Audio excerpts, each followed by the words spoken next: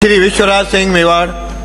माननीय अध्यक्ष जी, आपने मुझे राजस्थान भूजल संरक्षण और प्रबंध प्राधिकरण विधेयक 2024 पर अपने विचार रखने की अनुमति दी, जिसके लिए आपको धन्यवाद। सबसे पहले मैं माननीय मुख्यमंत्री जी को धन्यवाद देता हूं कि उन्होंने इतने गंभीर और इम्पोर्टेंट विषय पर एक विधेयक प्रस्तावित किया है। पक्ष वापस लेता है। हम सब जो है यहाँ विधानसभा में अलग अलग क्षेत्र से चुन के आए हैं और हम सभी का जो लोगों के साथ एक तरह के एक सीधी सी जिम्मेदारी है, सीधी जवाबदारी है। लेकिन कई बार विधानसभा में और सरकार में ऐसे विषय आते हैं जिनके बारे में बारीकी में जानकारी होना नामुमकिन है, और तब तो है हम प्रशासन से या अधिकारी जन से राय लेते हैं, और ये जो हमारे लोगों के प्रति जो सीधी जिम्मेदारी है उसको ध्यान में रखते हुए हमें ये निर्णय लेना है कि हम वो राय लें कि हम राय न लें। साथ ही साथ एक ये लोगों के जन भावना यह भी है कि जो प्रशासन के तौर तरीके हैं, प्रशासन के काम करने के मापदंड है वो अलग हैं, और हमें जो है यही देखना है कि ये जो हमारी सीधी जिम्मेदारी है वो हम निभा रहे हैं कि नहीं। और साथ ही साथ लोगों के मन में यह भी भावना है कि जो भी संपत्ति या जो भी कार्य प्रशासन के हाथों में है वहाँ कहीं ना कहीं कभी कमी नज़र आती है।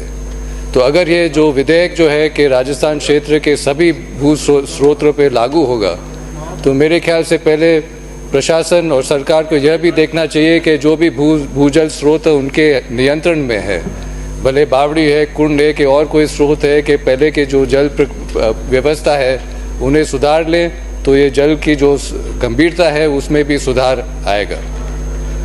और इस जहाँ तक ये विधेयक है, इस विधेयक के लिए भी ज़रूर कोई ना कोई राय ली होगी, प्रशासन से राय ली होगी, अधिकारियों से राय ली होगी।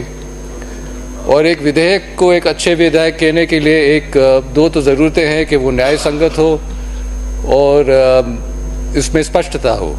तो अगर इन दोनों चीज़ों की अभाव होगी तो फिर या तो उद्देश्य हासिल करने में कमी रहेगी, या नहीं तो एक अस्पष्ट विधेयक कई बार एक भ्रष्टाचार का एक जड़ बन के रह जाता है। यह लोगों की मंशा है, यह लोग सोचते हैं।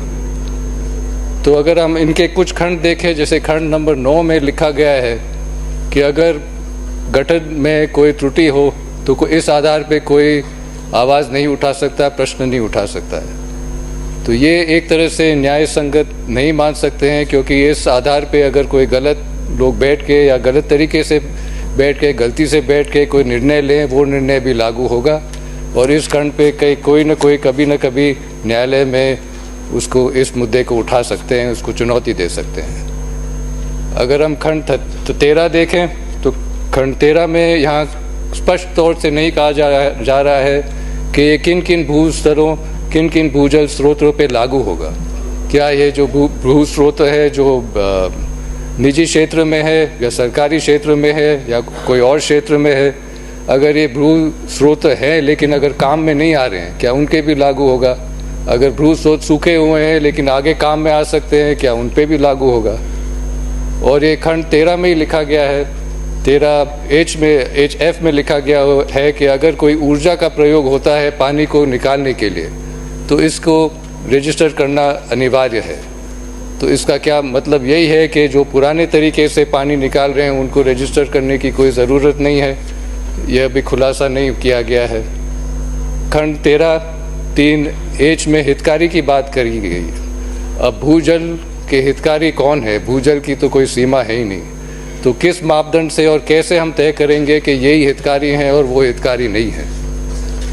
अगर हम खंड 14 देखें तो खंड 14 अनुसार अगर आपको भूजल प्रयोग करना है, अगर आप कुछ इंतज़ाम लगाते हैं भूजल निकालने के लिए या बदलते हैं, उनके रजिस्ट्रेशन अनिवार्य है। और आगे जाके यही खंड में कहा जाता है कि अगर आप कृषि उपयोग के लिए पानी इस्तेमाल कर रहे हैं तो फिर रजिस्ट्रेशन की कोई ज़रूरत नहीं है। तो ये खंड जो पानी निकालने की जो इंतज़ाम है उसके ऊपर रजिस्ट्रेशन है, पानी उपयोग के ऊपर रजिस्ट्रेशन है, किसके ऊपर रजिस्ट्रेशन है। और अगर आप तकनीक बदलता रहे तो पानी खींचने के तरीके भी बदलते रहेंगे, तो हर बार नया रजिस्ट्रेशन की ज़रूरत है या नहीं है। खंड 14 में अगर हम देखें तो टैरिफ की बात की जाती है कि पानी के प्रयोग पे टैरिफ लगाया जाएगा। लेकिन कई बार जो है जो भूजल स्रोत है उसमें उनमें अलग अलग कनेक्शन नहीं है, वो एक ही कनेक्शन से अलग अलग उपयोग में पानी लिया जाता है।